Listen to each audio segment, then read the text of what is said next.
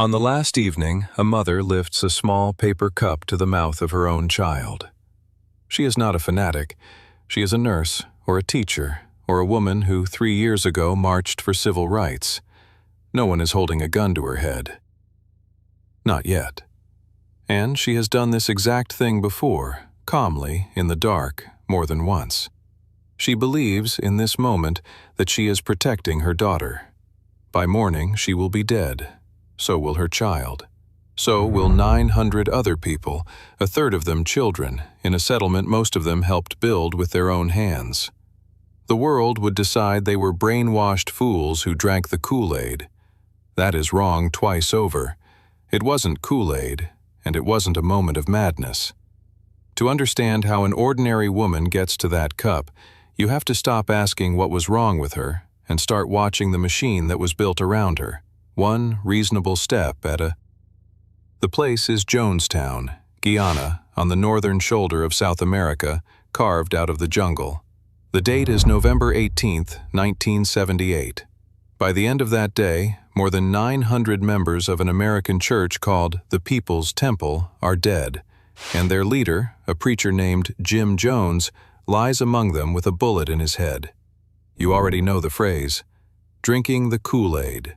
It became shorthand for blind obedience, for following a leader off a cliff. It is one of the most repeated ideas in the culture, and almost everything it implies is false. Start with the small correction because it tells you how little most people actually know. It wasn't Kool-Aid. It was a cheaper brand called Flavor-Aid, mixed in a metal tub with cyanide and sedatives. That detail sounds trivial. It isn't. The wrong name is a sign of how quickly a real, gradual, human catastrophe got flattened into a punchline about stupid people. Here is the bigger correction. The picture in your head is probably a single, terrible instant. A charismatic madman gives an order, and hundreds of weak-minded followers obey on the spot. That is not what happened. Nothing about that day was sudden. The people in that jungle had been giving pieces of themselves away for years, in steps so small that no single step felt like the edge of anything. And that final night was not the first time they had rehearsed their own deaths. It was something like the dozenth. So this episode is not going to ask the question you expect. It is not going to ask how people could be so gullible, because that question has a lazy answer and it lets you off the hook. These were not unusually stupid people. They were teachers and nurses, veterans and grandmothers, students who had turned down easier lives to join something they believed was good.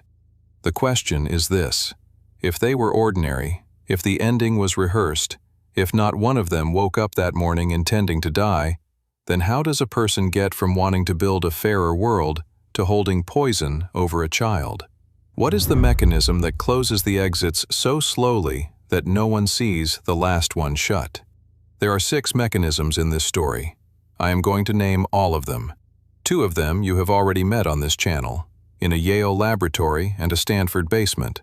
The other 4 are how you turn a movement into a trap. And the reason this matters, the reason it should sit with you after the video ends, is that not one of these mechanisms requires a monster or a fool. They run on normal people who are certain it could never be them. We start where they started. Not with poison, with love. To understand the ending, you have to refuse the easy version of the beginning. Jim Jones did not open a temple of doom. In the 1950s in Indianapolis, he built one of the only racially integrated congregations in the American Midwest, at a time when that was dangerous. Black families and white families sat in the same pews. He ran a soup kitchen. He helped people find jobs and homes. When the People's Temple moved to California and then to San Francisco, it became a genuine political force. It fed the poor. It housed the addicted. Politicians courted it because it could turn out volunteers and votes. There was also a trick at the center of it. Jones performed healings. In front of the congregation, he would appear to reach into a sick body and draw out a tumor, a bloody mass held up for the whole room to see. It was staged. The tumors were animal tissue, chicken innards palmed by assistants, a cancer cured that had never been there. But notice why the fraud worked. Not because the people were gullible, because they wanted so badly for the good they already felt in that room to be real. A man who could do that, they reasoned, could be trusted with everything else. The fake miracle bought genuine faith. This is the part the punchline erases, and it is the most important part. The people who joined were not drawn to death. They were drawn to belonging, to justice, to a place that seemed to practice what everyone else only preached. If you want to understand how a good person ends up in a bad place, you have to start by admitting that the door in was marked with everything a good person wants. And on the other side of that door was the first mechanism. It has a clinical name now, but survivors of many groups describe the same feeling. Love bombing. The overwhelming, immediate, total warmth of a new community that seems to have been waiting your whole life just for you. You walk in a stranger, and within an hour a dozen people know your name, hug you, tell you that you matter, that you are home. That flood of acceptance does something specific. It creates a debt. Not a spoken one, a felt one. These people gave you something no one else did, and part of you will spend years trying to be worthy of it. Love bombing is the front end of a larger system that the psychiatrist Robert J. Lifton mapped in 1961, studying prisoners who had undergone thought reform. Lifton's first and most important condition he called milieu control. It means control of the environment. Not control of what you are ordered to think, at least not yet, but control of everything you see, hear, and everyone you talk to. Change the world around a person, and you don't have to argue with their beliefs. You just let the new environment do the work. Inside the temple, the milieu tightened by degrees. Members were encouraged to socialize only with other members, then to live near each other, then to move in together. Outside friendships thinned. Family who asked hard questions became negative, a threat to the cause. Bit by bit, the temple became not a part of a person's life, but the whole of it. Your job, your friends, your housing, your sense of right and wrong, all flowing from one source. Here is the science, and here is why "they were brainwashed" is too simple. Nobody's brain was washed. There was no single moment of surrender, no injection, no hypnosis. What happened is that the range of normal shrank. When everyone you trust believes something, and everyone who doubts it has been pushed out of your life, that belief stops feeling like a choice. It feels like reality. This is not a defect of weak minds. It is how social animals calibrate what is true. We check ourselves against the people around us. Control the people around us, and you control the check. You have felt the low dose of this. The opinion you hold more confidently because everyone in your feed agrees. The idea that sounds absurd in one room and obvious in another. Now imagine the room is the entire world you are allowed to have. By the time the temple began moving to Guyana, the milieu was nearly total. And the people boarding those planes were not captives. They were volunteers, carrying suitcases, certain they were escaping into freedom. Ask people to do something enormous, and they refuse. Ask them to do something small, and then something slightly larger, and then larger again, and you can walk them almost anywhere. Each step is only a little further than the last, and no one ever has to jump.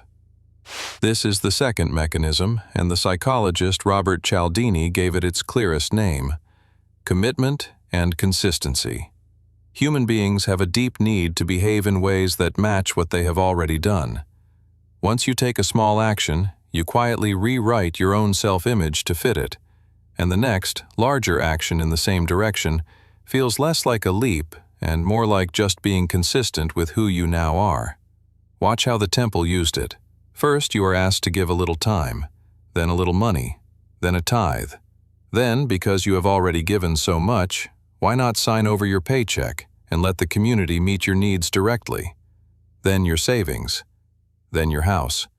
Each request is only slightly beyond the last one you agreed to, and every time you say yes, you have more reason to keep saying yes, because to stop now would mean admitting that all the earlier yeses were a mistake.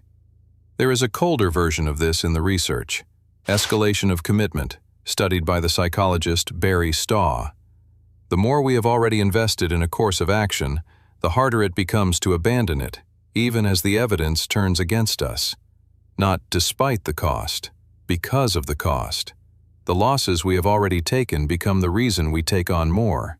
You have watched someone stay in a failing venture or a bad relationship long past the point of sense, saying, "I have put too much into this to walk away now." The temple ran on that sentence, at the scale of an entire life. The temple hardened this with paperwork. Members were pressed to sign statements, confessions to crimes they had never committed, and documents left blank at the top. On the surface, it was framed as a test of trust.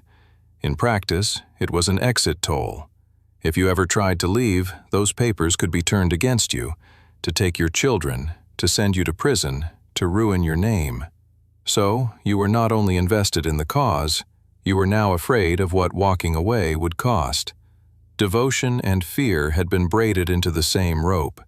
And then there was the third mechanism, which made the other two nearly impossible to escape. Information control. Lifton had named this too. Once the temple reached the jungle, the environment was not just social, it was physical. Jonestown was hundreds of miles from the nearest city, reachable only by boat or a small plane on a dirt strip. There were no telephones for ordinary members. Mail was read and censored. The only news of the outside world came through loudspeakers in the voice of Jim Jones, who broadcast his own version of events across the compound for hours, day and night, until his commentary was the background of consciousness itself. Cut off a person from independent information, and you take away the one tool they would need to notice they are in trouble. There is no outside anymore to compare the inside to. When the only clock in the world is set by one man, no one can tell you it is late. Add the physical exhaustion on purpose. Long days of agricultural labor in tropical heat, short nights interrupted, thin food. A tired, hungry, isolated mind does not organize resistance. It just tries to get through the day. This is not exotic. It is the same set of levers used on prisoners in Lifton's original study.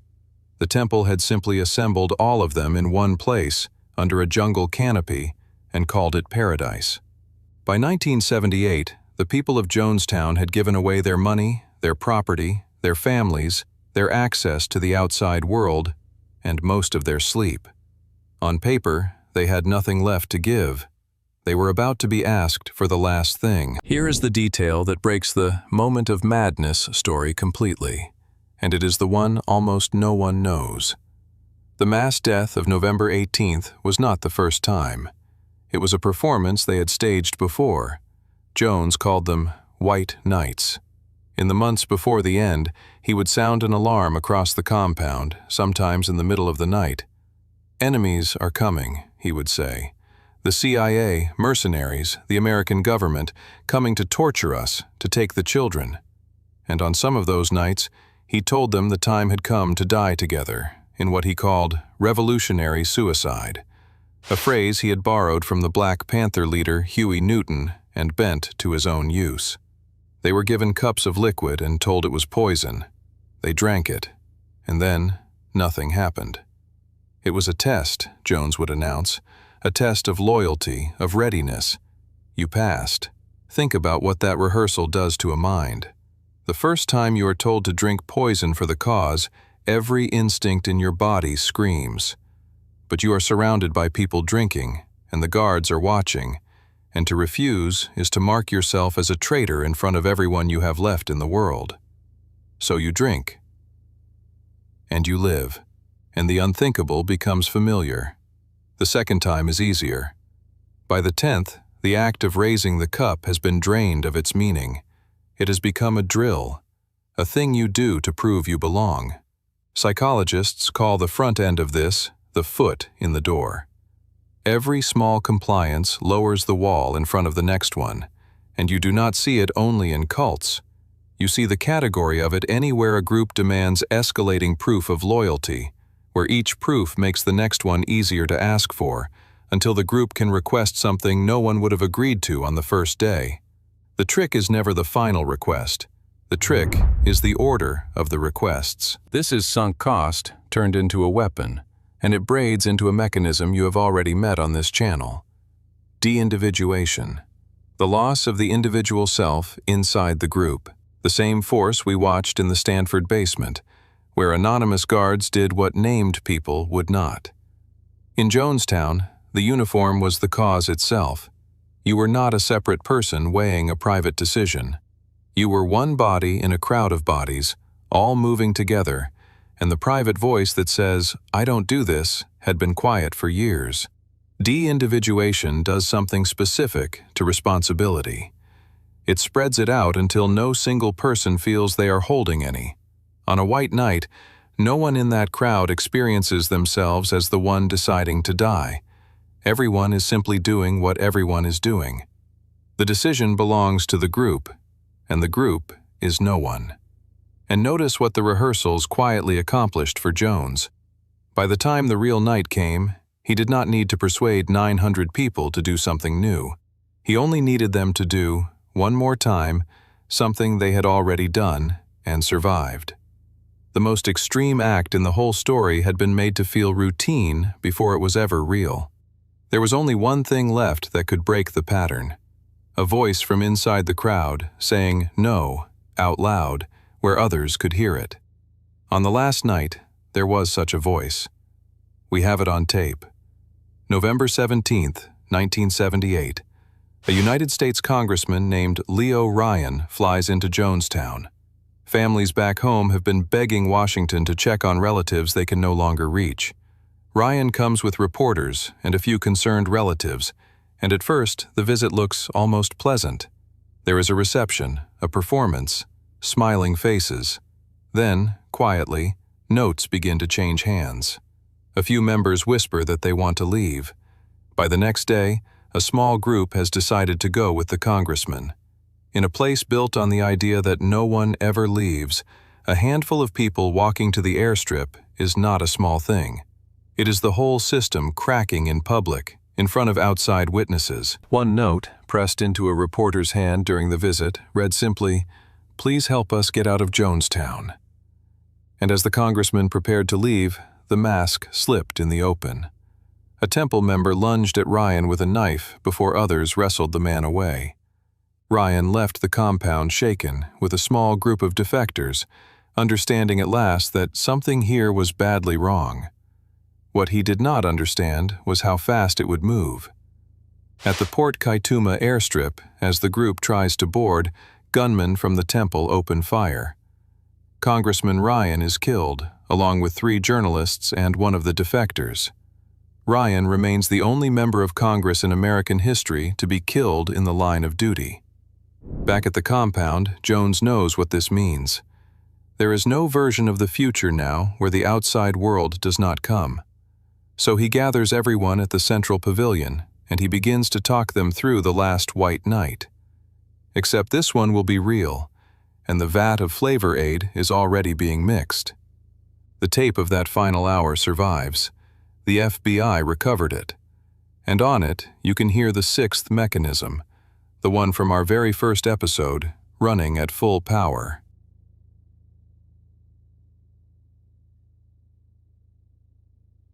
Stanley Milgram called it the agentic state, the condition in which a person stops seeing themselves as the author of their own actions and starts seeing themselves as an instrument carrying out someone else's will. In that state, the moral question changes. It is no longer, "Am I doing something wrong?" It is only, "Am I doing what I was told?" Responsibility is handed upward to the authority, and the person is left holding just the task. Jones does the work of the authority perfectly. He frames the death not as murder, but as an act of love and dignity, a way to die on their own terms rather than let the enemy take the children. He calls it, again, revolutionary suicide. He tells them to hurry, to stop the crying, to be strong. He makes each parent an instrument of a plan that belongs to him. The mothers with the syringes are not, in that moment, experiencing themselves as killing their children. They are following. But not everyone. On the tape, one woman steps to the microphone and argues. Her name was Christine Miller. She says the children deserve to live. She suggests they could still fly somewhere, to Russia, anywhere. She holds the floor and pushes back against Jones directly, in front of the entire community for several minutes. It is the sound of a single person refusing the agentic state, insisting that she is still the author of her own choice. And here is the detail that should stay with you. She is not answered by Jones alone. She is answered by the crowd. Other members shout her down, tell her she is wrong, defend the plan. The pressure that ends her resistance does not come only from the man on the stage. It comes from the people beside her. Remember, from our first episode, what broke Milgram's terrible result? When even one other person in the room refused to go on, obedience collapsed. The presence of a single ally made defiance possible for almost everyone. Christine Miller was that person. But in Jonestown, there was no second voice to join hers. The mechanism that could have saved them was the one thing the years of milieu control had made sure they no longer had: each other, as independent minds. She was overruled. The VAT was carried out. And they did, most of them, exactly what they had already rehearsed. A few lived. An elderly woman named Hyacinth Thrash hid in her cabin and slept through it, and woke the next morning into a silence she could not place, and walked outside to find her entire world lying in the grass. A handful of others slipped into the trees. They are the reason we know any of this from the inside. Most did not run. Running would have meant believing, in the last hour, the one thing a decade of milieu control had made impossible to believe: that they were right, and everyone they loved was wrong. More than 900 people died at Jonestown. Over 300 of them were children, who were given no rehearsal and no vote. When it was over, the world reached for the explanation that asked the least of it. A madman, and the fools who followed him. Drink the Kool-Aid. Two villains, both conveniently unlike you. A monster with a spell, and a crowd too weak to resist it. But look back at the machine we just walked through, and notice what it did not require. It did not require a supernatural charisma, only warmth offered to lonely people. It did not require weak minds, only the ordinary human need to belong, to be consistent, to trust the people around us. It did not require a single moment where everyone lost their minds at once, only a decade of small, reasonable steps, and a final act that had been made to feel like a drill. The people in that jungle were not missing something that you have. They had the same instincts you rely on every day to be a good friend, a loyal member, a person who finishes what they start. The mechanism did not defeat those instincts. It used them. That is the part that does not fit on a coffee mug. The exits did not slam shut in one night. They closed one at a time, over years, each one so small and so reasonable that leaving would have felt like the strange choice, right up until there were no exits left. Nobody just drank the Kool-Aid. They were walked there, a step at a time, by people who loved them, and by a mind exactly like their own.